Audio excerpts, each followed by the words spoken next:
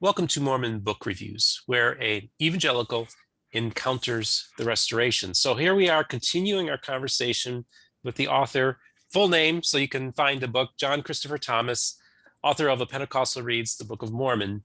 I know you go by Chris, so that's what we're going to call you today. This book is a fantastic book. If you haven't seen our previous two videos, please take a look at them, because especially the first video where we talk about a lot of the detail of the book itself. So if you're really, really into the Book of Mormon and you like to really get down in the weeds, that's a great episode to start with. And so I encourage you to start with the first episode and work your way up to this one. But if you want to just stick with us on this one, this is where it's going to be interesting, because Christopher and I basically are very unique in what we're doing.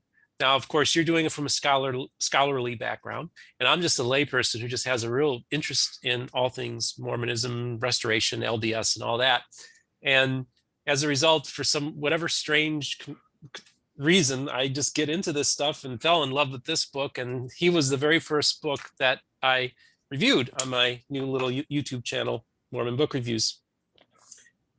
And it's been an adventure, because this channel is about a little over a month old. And I have to say that I was completely caught off guard by the reception that I received. First, I started interacting with some conservative Mormons in the fall, just a little bit chat here and there, and they shared with me some things that were really cool. And then I started talking to Community of Christ and also some of the restoration branches of the groups. They were the ones that broke off from the RLDS/Community of Christ when they felt they were going in a liberal direction. So I actually had some conversations with members of those groups as well. And what struck me almost immediately was when I started interacting, they embraced me in a way that I did not anticipate. And you and I have discussed this in the past together, and you seem to have encountered this as well. And let's start with, like, how the heck does this Pentecostal theologian get asked to be, and forgive me if I butcher this, you can correct it, the president of the Gentile president of the Book of Mormon Studies Association? Did I get it right? Okay, how did that happen? Yep. How did that happen, Chris? Oh, goodness. Well, when I started on the journey, I'd looked at doing a graduate level reading course on the book. BYU wasn't quite set up to handle that, but Community of Christ Seminary was. And Community of Christ was, they were really hospitable. I mentioned in one of the previous interviews we've done that I'd spent a week there. The last day of my week, Dale Luffman had arranged for the archives to be kind of opened up to me. And I was able to examine the printer's manuscript, which is the more complete of the manuscripts from which the Book of Mormon 1830 edition was typeset. And that is quite an honor to be able to do that. In fact, I had people say, "How did you get in?"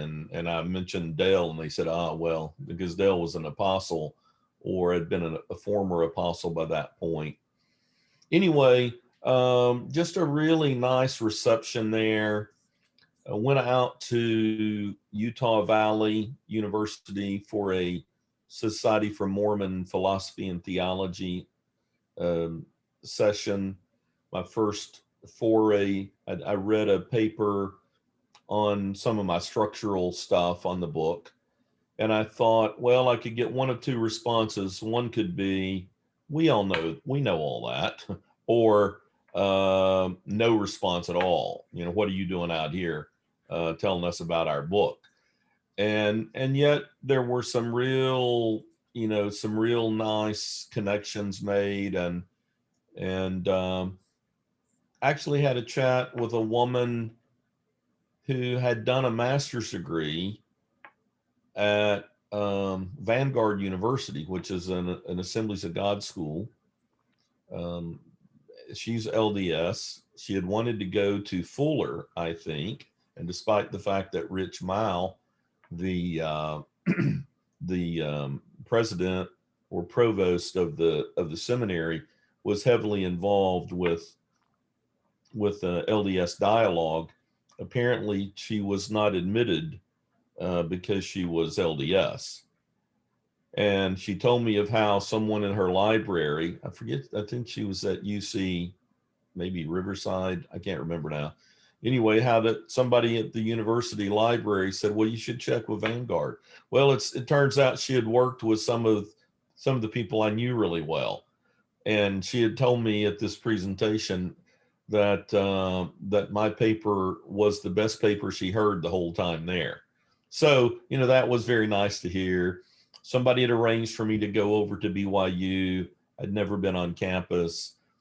Got a tour, met with a few scholars there in an initial way.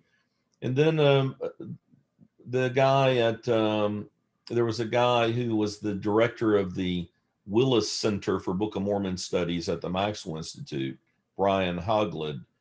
Brian and he arranged for me to be able to come out. And I think we kind of, if I could get there, that the center would find me a place to stay and that sort of thing. So I was well received. The reception, I knew of a lot of individuals.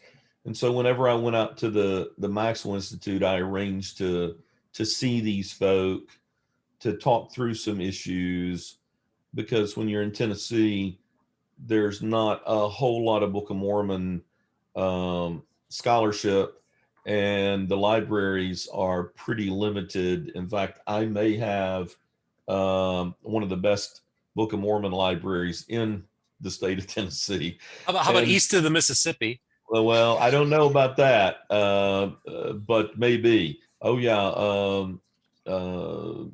yeah. Independence would be west, wouldn't it? So maybe, I don't know.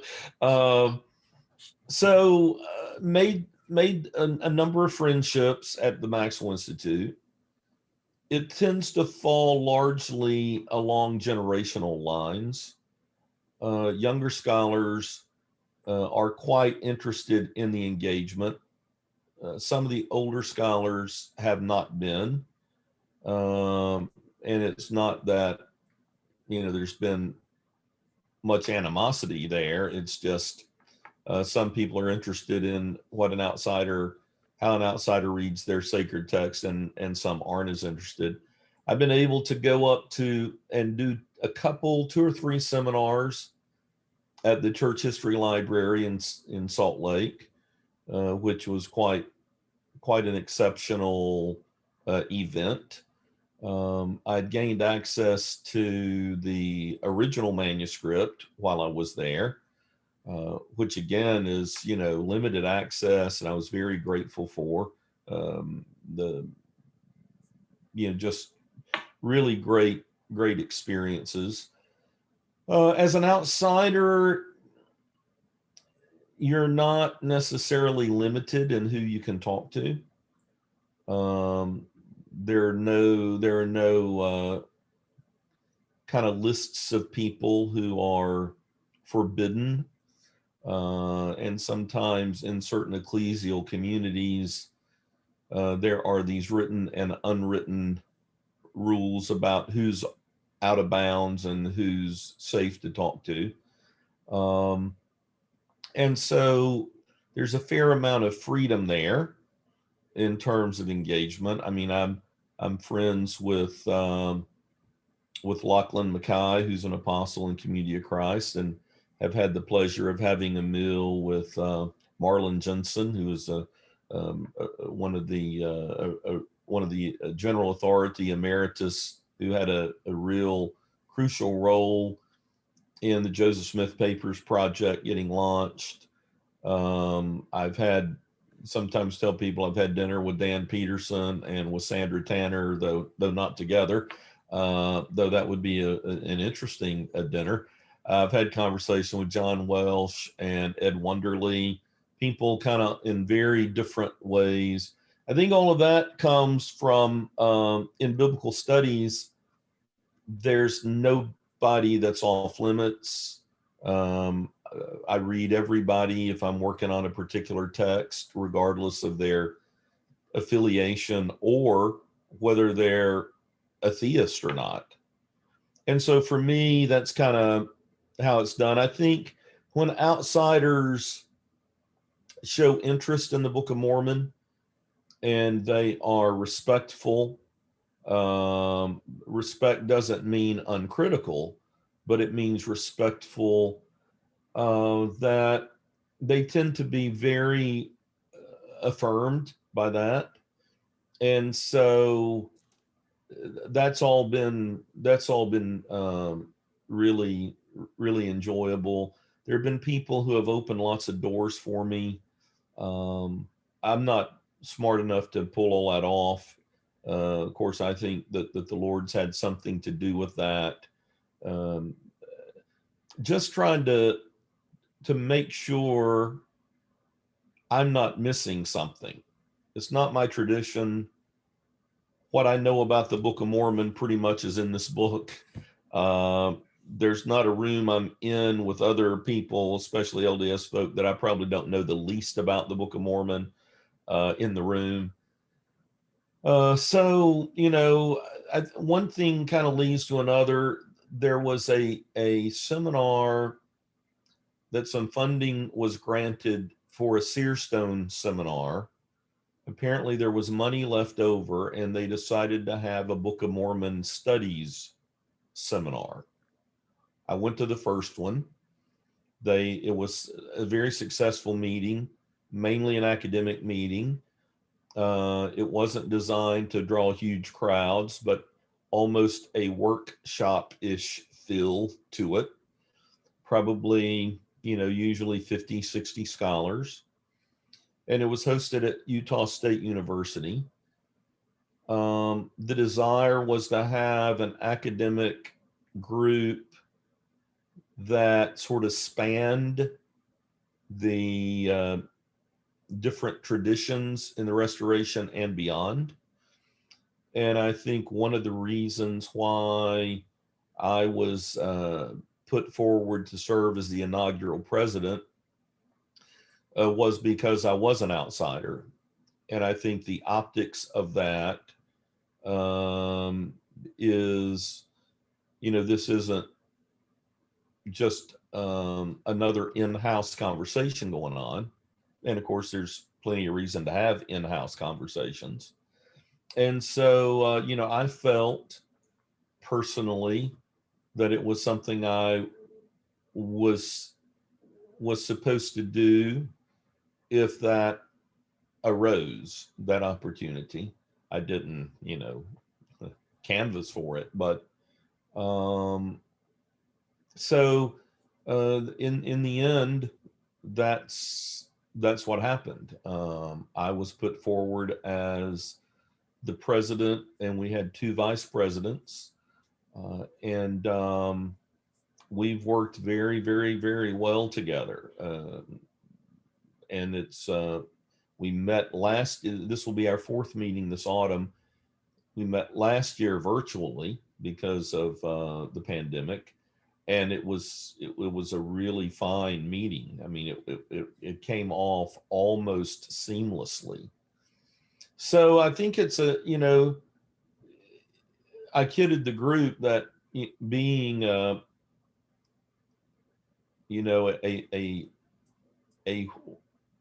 minority, an old white Gentile minority group played in my favor. And the truth is that I've made a lot of really good friends. I mean, close friends in my work. And I remember one day I was at one of these meetings, and there were at that particular meeting, there were 2 Gentiles there. And the other person pointed that out to me. And I remember thinking, oh, I guess that's right, isn't it? because I, by that point, had been so well received at the Maxwell Institute and other places that I was, I wasn't conscious of that. I've been asked to, lecture at BYU. I've been invited out to Claremont Graduate University to speak, and to a couple of the Eccles kind of conversations out there. Utah State recently was last year, I think, I was asked to go up there and give a talk about my work. So yeah, about every time I think it's played out, something else happens. So Yeah, and I guess that kind of leads me to, we spend a lot of time talking about the book and the scholarship and the intellectual aspect, but the thing that really struck me was, originally when I wanted to do this channel, I literally thought, okay, I'm going to review these books in my collection, and I really thought of it as being a secular endeavor. I'm just going to talk about the books. It never crossed my mind that the spiritual aspect, in retrospect, it should have, but at the time I was completely caught off guard by it. Because once you get on the other end of the phone with somebody, or you're conversing with them and chatting with them, and you recognize that we're dealing with believers here. I mean, these are people who faith plays such a major role in their lives, and then once you realize that, it completely the course of this channel went in a completely different direction, because I realized that the reason why people go to church, the reason why people they're looking to be spiritually fed, right? So I realized quite early on, I thought, I'm not going to keep the spiritual from entering into this. And I guess that's, you're a Pentecostal, you don't let the Spirit, you let you're used to letting the Spirit intrude, right? into things, and be directed by the Spirit, and just and operate with it, with the gifts of the Spirit. I guess I just want to ask you, just from a personal level, what has that meant to you, and how has that affected you and your faith? Well, that's a good question, Steve. I think conversations are important, and I don't think you can really have a conversation if you're not willing to hear people. A lot of people in this age are very comfortable talking but not listening, right? And I've had conversations with people that I knew when I was talking, they weren't listening to me. They were thinking about what they were going to say next, right? So, and conversations take you into one another's lives, right? You aren't any longer dealing with stick figures or caricatures. You're dealing with individuals who are living and breathing, and in this case, people of faith. Now, nobody's going to confuse Mormons and Pentecostals, and both groups have tended to think the same things about one another, right? There are huge differences between the LDS church and Pentecostalism. For one thing, we're not nearly as correlated, as I remind my friends about that. But what you find are people who have similar kinds of concerns, people who have similar kinds of struggles. And I think going into this without an agenda, if such is possible, means that your expectations, let me speak for myself, that my expectations were not preconceived. What I wanted to do the books I write tend to be books that I want to know the answer to, right? That I'm writing for myself. And if somebody else wants to read them, that's nice. But I'm really trying to sort through things. And I would have been quite happy for somebody else to have written the book I wrote, and I would have read it, and I wouldn't have written the book. So, I mean, I had hopes that people for whom the book functions as scripture, that's a mouthful, but I say it that way because I'm not excluding anybody from that group, right? Not the Church of Jesus Christ, not the Community of Christ, not anybody else. I wanted them to see in this a good faith effort to hear their text and to engage in a constructive way with it, right? It was not because of my lack of interest in what has been written for the most part. It was not one of those I'm going to prove you wrong kind of things. And I think the way our communities have been set up, and the shared suspicions of one another, I just think when people actually talk to one another, they can move off the talking points and they can have honest kind of conversations. And when you get into those honest conversations, what you find out is that, I mean, like with my friend Brian and I discovered that we were born about 12 hours apart from one another. We'd never met till we were both like 60, right? And you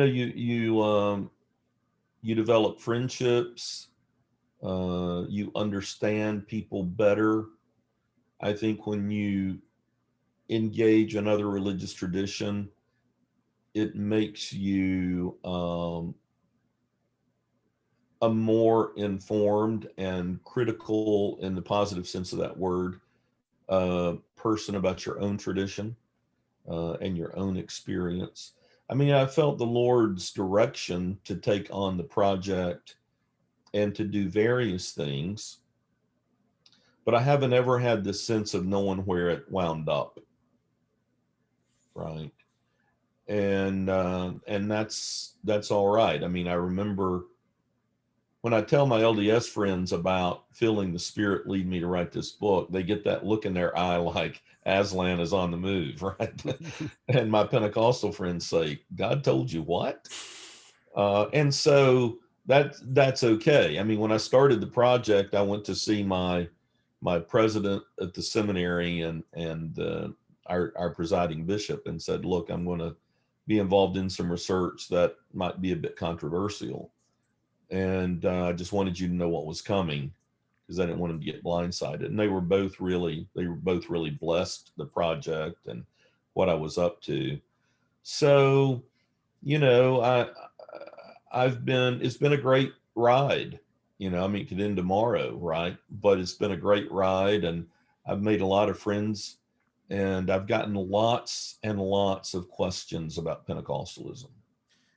And that reminds me, I think people need to know that it was your church's press that published this book. Well, it was our research center's press, yeah. Right, but I mean, it's affiliated with your church. Yeah, right. Yeah. So I think that should let everybody know that that's not insignificant.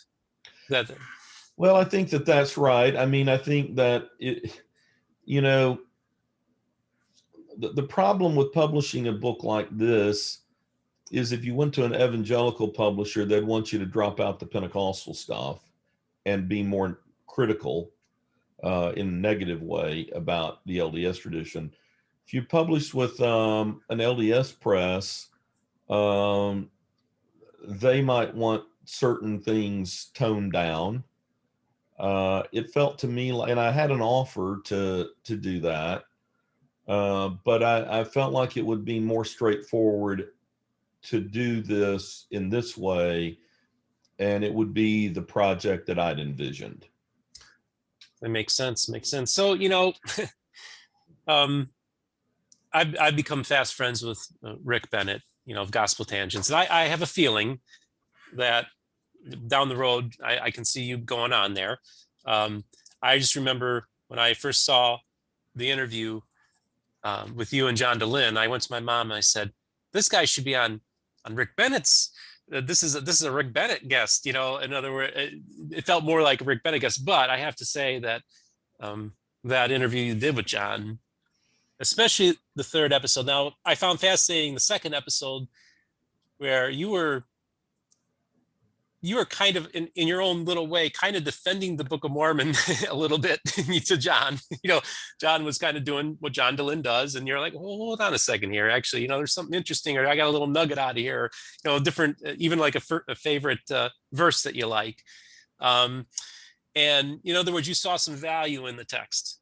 And I found that was interesting. But then we go to the third episode where I feel like that's what really struck me. And I rewatched that third episode a couple of weeks ago before we started talking. And, as a Christian, and as somebody from a charismatic movement, which is, we don't need to get into the details, but it's very similar in many ways to the Pentecostal movement. When I say you felt the Spirit, there's probably a Mormon understanding of that, but as well, but it's like I could feel the Spirit in that room, in that interview. I felt like church was going on, and it touched me. And without getting into too many details and stuff like that, but just, your relation, it just seemed like you had a precious time with John Dehlin, who seems like a remarkable man. He's a controversial man. I know some of the, believing Mormons may not think too highly of him, but, we're outsiders. So we see things through a different lens,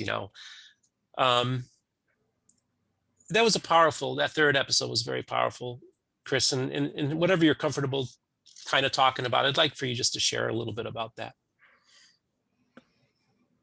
Well, yeah. Well, the backstory is I'd met John a year or two before for breakfast, and a mutual friend of ours had arranged, and we had a great conversation. We then I forget how it went exactly, but I'd been in touch and said I'm going to be in town for X number of days. And the day I was getting ready to leave the next day, I was up in the Salt Lake area, and we met for lunch, and he was like, well, when am I going to get to interview you? And I said, unless you've gone off the idea. And I said, well, no, I haven't gone off, but I had written to say, these would be the best days, et cetera. He said, oh, so I've dropped the ball. I said, well, I'm not saying that. He said, well, what about in an hour's time? And I'm like, well, okay. I like talking to John. I like talking to John, whether the camera's rolling or not. As you can tell, I'm not necessarily someone who is comfortable with social media. I'm not on Facebook. I don't have, my daughters have threatened to create a fan page, but I've been able to avoid that so far. So, for me, it was, I've watched a lot of Mormon stories, learned a lot of stuff about Mormon stories, and being an outsider, I don't operate in the friend of my enemy is my enemy kind of deal. And so, yeah, John obviously is a great interviewer. He asks great questions. He lives his life in the open, which is, I'm not capable of doing what he's done in that regard. And I think with John, my own relationship with John has been on both of our parts, I think, a real attempt at transparency and honesty. And I you know, I felt like if we had a conversation, it was because we needed to have a conversation, you know, and so, yeah, I appreciate you saying what you said. I've gotten some good feedback from people saying similar things. You know, there's, it's, it's, I felt like the third hour of the interview, or the third part of the interview, I think it was about 4 hours. Um, it was a significant moment for us. And yeah, I appreciate your assessment of it. I mean, I certainly felt that, but and I've had others write to say that's what they experienced as well. But you know, that's part of, you don't have a lot of pressure if you're doing what you believe the Lord wants you to do, and you're happy to leave it all in the Lord's hands. And that's part of what I think is happening in my own journey in this area. You know, yeah. So that's kind of how I would reflect on that, Steve. Yeah, you know, it was I just thoroughly enjoyed that interview, and you know, it gave me a dimension of John too, you know, and I was maybe a little critical of John in my first interview, Rick and I, but you know, I think I did well. I think I was able to communicate to him, you know, where my heart was on that. So yeah, it's just a fascinating. That's how I met you. You know, was that was that through that, watching those and getting to know. So I already knew you well. You know, I remember when I first met you, and I said, when I first saw you on that screen talking to John Dehlin, and I said, I've been to Pentecostal churches, I've been to Assemblies of God, even been to Oneness Pentecostal churches, and every one of them has a Chris Thomas in them. That smile, that laugh, everything about you. I said that I've worshiped with you. I've been to church with you many, many times. And so that's what I saw that came out of that. And you know, so this, you know, this has been a wonderful thing, I think, for both of us, because it is really, really unique. Because, you know, I did the exact same thing. I said, no matter what I'm doing, the most important thing is I'm coming about this with no agenda. That is literally the thought that it was in my mind as well. No agenda whatsoever. And that's just how I operated. And in other words, I don't have an end game. I don't have like this grand scheme of what I want to do, or try to, aha, I'm going to now convert you or whatever. I have absolutely no interest in doing that kind of thing. Like what we talked the other day, you know, evangelicals and Mormons, evangelicals have been trying the same thing for the last 200 years. And where did it get us? Okay. It's gotten us nowhere. You know, just the engagement, there has to be something, you know, when I start engaging these people and realize that there's something going on here and we're missing it, and we need to just realize that, you know, we all see through a glass darkly. And so it's really hard to be black and white about stuff when you see through a glass darkly. And sometimes in those margins, and like you said, in those tensions there, that's where faith can play a major role. See, a lot of people think that faith is about staying away from things. Faith should actually mean about engaging the world. You know, that's what the idea was, to go out and engage the world. That's part of what the Great Commission was all about. It was not staying home and staying in church and just staying within your own little group, but to be a worldly person in that context, that you're actually going out to the world and engaging it. And so I think there's going to be, I know there are people out there, you know, I've been very, very careful about not letting a whole lot of people know what I'm doing, because I know I will get a lot of flack from evangelicals about what I'm doing.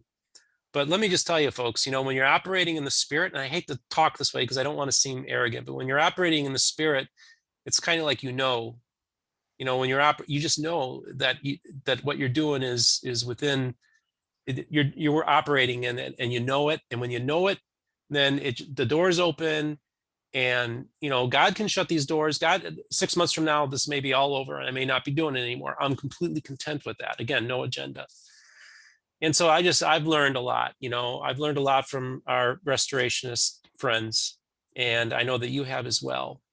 I don't mean to be going on a tangent here, but I just thought I wanted to, as we're wrapping this up, I just wanted to kind of give some context and put a bow on it here.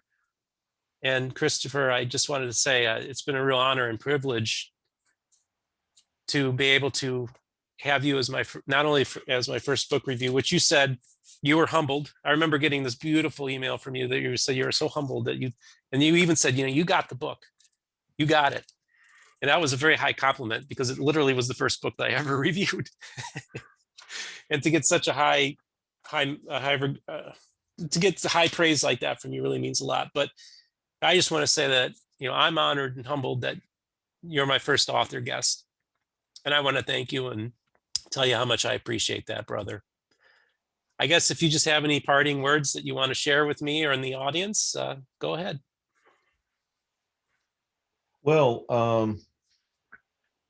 yeah, I am honored by it, Steve, and I think your own kind of sense of identity and call and all of this is really commendable. I think it just says that if people like us find a reception amongst people that are not our people, that it has something to do with our attitude, right? And it works both ways. And I didn't know if there'd be anybody interested in talking with me when I started this journey, but was just delighted to find so many folk who are interested, and how the doors just seem to keep opening for engagement. And I think that in your kind of venture, sometimes what you stumble into is a bit like parenting. I sometimes tell people in our parish, the problem of being a parent is some of the best work you ever do in your life, nobody will ever know about. And that's all right. This is not about huge popularity stuff. This is about doing what you feel you're supposed to be doing. And so I'm very happy to be on your podcast, and especially to be the first book author on the podcast. I think I don't know of any authors who are not vain enough to go on somebody's podcast to talk about your book, right? Yeah.